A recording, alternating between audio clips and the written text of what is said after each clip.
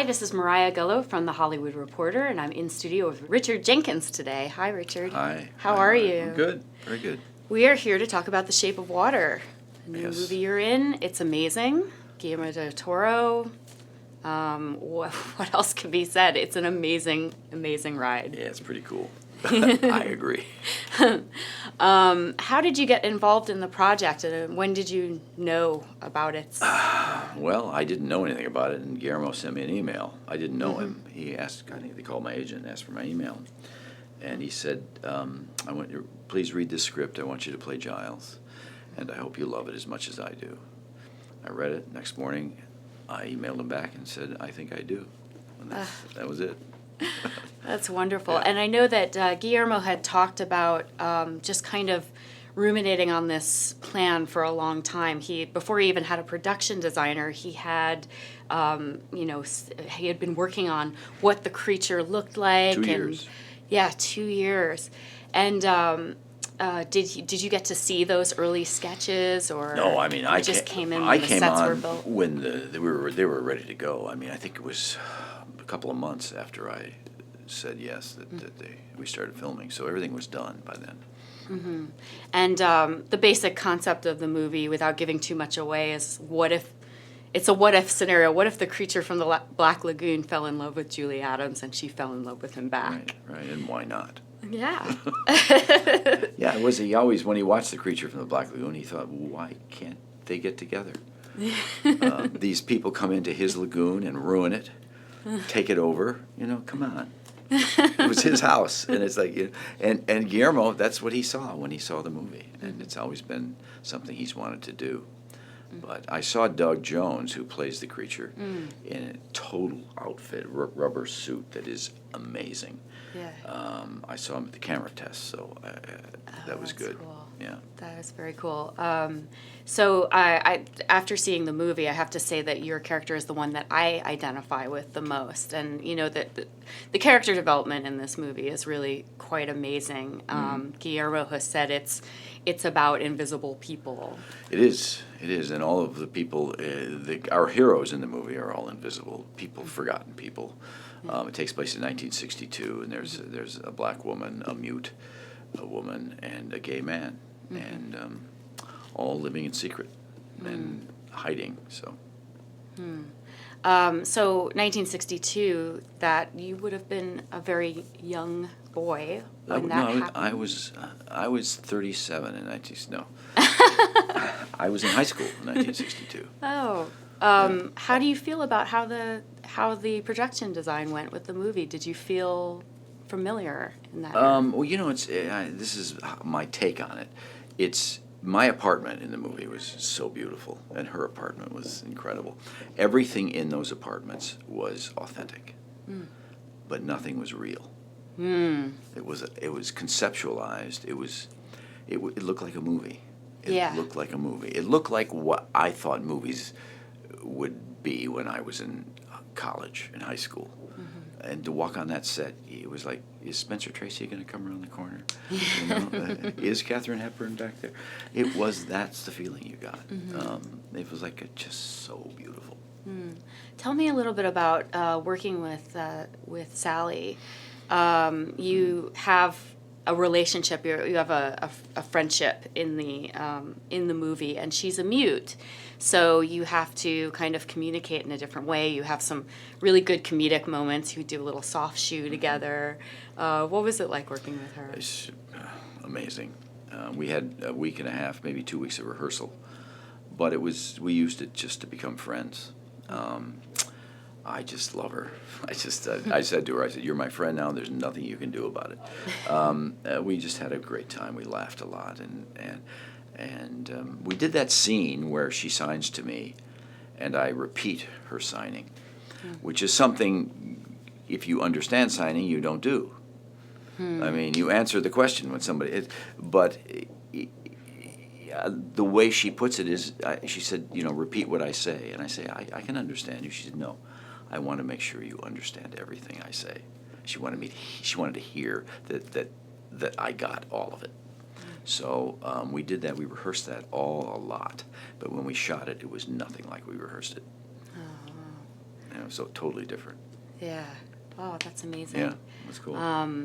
You have you know, one of the things I love about Guillermo del Toro's movies is that he leaves a lot of room for characters to, you know, go through changes, or, you know, there's nobody who's one note in this movie. Everybody is transitioning. That's rare. Yeah. I mean, that's rare. You usually have one or two characters do that. All of the people in this movie have lives and troubles and hopes and dreams and their own world that they live in. And I just, that's very rare. And that's why we all leapt to these parts. Because, yeah. And what was it like, you know, when you were working with Doug Jones, you said you got to see him as the creature, but when you were actually filming scenes, how were you interacting with him? First scene I did with him was he was in the bathtub and I was sketching him. The first scene where we had a kind of interaction, I was sketching him, and before we started shooting, Doug was sitting in the bathtub, kind of like this, you know. And I thought, looked like a guy in a fish suit, sitting in a bathtub, and I thought, this movie doesn't have a chance. This is not working. And then they said action, and he changed. Oh, just wow. a little bit, just a little something. And it was like, oh, okay. I remember that. I'm surprised he wasn't smoking, you know, sitting there. But yeah, it's a tough job he has. I mean, he's in that stuff 15 hours a day. It takes 3 hours to put him in it, and he's entombed. He's totally covered, except for his eyes and his mouth. Gives me the heebie-jeebies thinking about it. It does.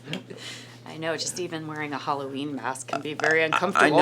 I know. You know, I've had to have body casts made of me and for a couple of projects, and they put the stuff over you and keep holes for your mouth, really, and your eyes. I think maybe it's just your mouth, and it can get a little claustrophobic. So to be in that for 15 hours, man.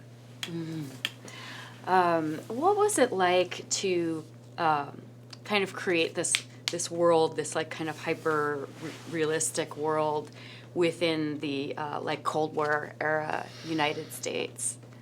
Well, you know, it was, I just leave that to Guillermo because he created it. And when I thought I knew what it was going to look like but then I saw the movie and I was like, oh okay.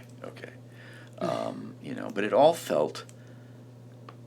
felt authentic. It felt right. It never felt weird. It never, every car we drove and every prop that we saw, it all made sense. Something about it made sense. And even the beauty, it's like poverty. The two apartments we live in are these kind of with paint peeling and water dripping, and she's got, but it was such beautiful poverty. Yeah. I mean, it just was, I'd never seen anything like it.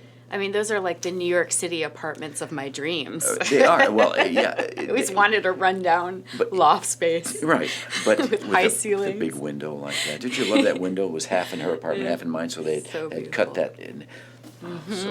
So cool. Yeah. But it's his ode to film. Yes. His ode to film, his homage to film, not ode. Ode would be. It's really cinema, and he shot this. There were no handheld cameras. It was all dolly tracks or crane shots. Oh, wow. And intricate. The camera was moving a lot. It doesn't feel like it, but it really moved a lot. So I don't know how he does it. I don't. We were shooting it. He kept saying, "You think it's working?" I don't know. I mean, it's a very personal film for him, so he was taking a big risk, you know. How do you get an audience to root for these two to get together? It's like, I don't know. But he did it. Yeah. There's your character is kind of in love with the golden age of Hollywood. Did you have to have a bit of an education on these old movies that you were gushing over? My wife is a choreographer. Oh. So I've lived in that world for a while. You know, I don't know all of them, but I do know a lot of them. And but I learned a lot from her over the years about these dancers and dances, and you know. The Busby Berkeley. Yeah. And the Bill Bojangles Robinson stair dance that they talk of, and I say Jimmy Cagney did one. He did it in Yankee Doodle Dandy. Was that the name of it? Yeah. When after he meets the President Roosevelt, he comes down the stairs. And have you ever seen that? Yes. Yeah. So good. So good. But Bill Robinson and Shirley Temple go up the stairs with their dance. Right. Yeah. Right. People have no idea what we're talking No. about. Oh man, I do love old Hollywood movies. I do too. I love going into a Hollywood soundstage. Yeah. Because it hasn't changed. It's been that way for Yes. for 80 years, and it's like Marlene Dietrich was in here. Yeah. Cary Grant shot a movie in here. Errol Flynn. You go to Warner Brothers. They have plaques on every soundstage of every movie that's shot in that studio, in that soundstage. It's so. I was watching a movie at Warner Brothers for press that I was doing, and I hadn't seen it yet. So they set up a screening for me, and my wife and I were sitting there in this maybe 40 seats, 30 seats in this, and I think, who sat here and watched movies? Yeah. I mean, it hasn't changed. It's so great. Yeah. So when you were able, have you been able to see like the movie as a whole, final cut, colored, Yep. everything? Yeah, I've seen it 4 or 5 times. Oh, and what were your impressions going from kind of just working on it to like seeing the final version? Oh, it was mind-blowing. It was, because I didn't really have a handle on how, what a beautiful thing he had made. I thought I knew, but I just didn't. I remember the first, I remember uttering, wow, the first few minutes where she goes to work, and it shows the next time she goes to work, and with the eggs boiling, the timer, and things speed up the next time. I just was like, okay. I knew what it was going to be, but I had no idea how they were going to do it. Right, right. And are you able to kind of release your own self-criticisms, or how you analyze your own performance, or are scenes involving you always going to make you go, oh, they used that take? Yeah, I did. It's hard. It's hard to watch yourself. I don't like it, but it's get over it. I get over it and watch the movie. And actually, I kind of forgot I was in it. I was so taken with it, and then I would show up, and it was like, oh, yeah, yeah. You really, I just got lost in the film. Mm-hmm. The first time I saw it was in an editing room, and it had temporary music, and it had a couple of the effects weren't finished, but it just blew me away. And then when I saw Alexander Desplat's score, it was just, man. Yes, he is amazing. Isn't he incredible? Yes, we've had him in here before. He is incredible. And he's hysterically funny. Yes. So before we go, I have 4 last questions for you. First, best, last, worst. What is the first movie you fell in love with? Alfie. Nice. Came along at a time when I needed it. Yeah. I was an acting student and not doing well. And I thought maybe I didn't have it, and maybe I should do something else, and I wasn't sure if I should pursue it. And I went to the theater by myself in 1966 and saw Alfie. And I thought, if I could ever do something even 1/10 as interesting as Michael Caine did, that kind of propelled me to keep doing it. Amazing. Mm-hmm. Best named character you ever played?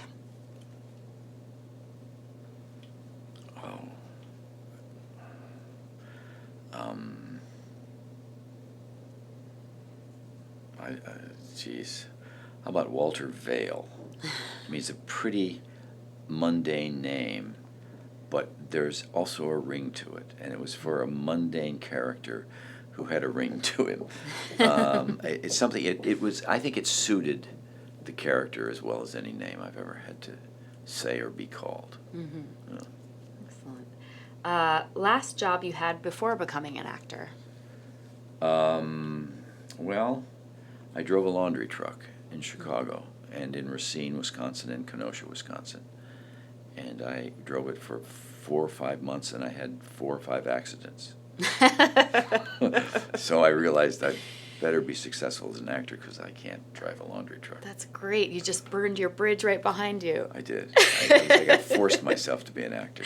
So they say that's how you have to do it. I told you I had an accident once. I wasn't even in the truck. Oh, no. One of the laundry bags hit the gear shift and knocked it out of, and I didn't have the emergency brake on. I was delivering laundry, and it rolled down a hill and hit a parked car. Oh. And I came out, and my truck was gone. And I looked down the hill, and there was a guy standing in front of his parked car and my truck, shaving. It was early in the morning, and he was had half shaving cream on. The other half was done. He was just looking at his car. How did this happen? Oh, that was, Worst career mistake, and how did you fix it? Oh, God. I make so many mistakes, and I can't think of any that I fixed. I don't think I haven't repaired a one. Okay. I try to forget about them. Yeah, well, you learn from them. That's pretty much all you can do, but you can't fix them. Sure, you can't go back. No. Can't go back and save that laundry bag. Oh, God.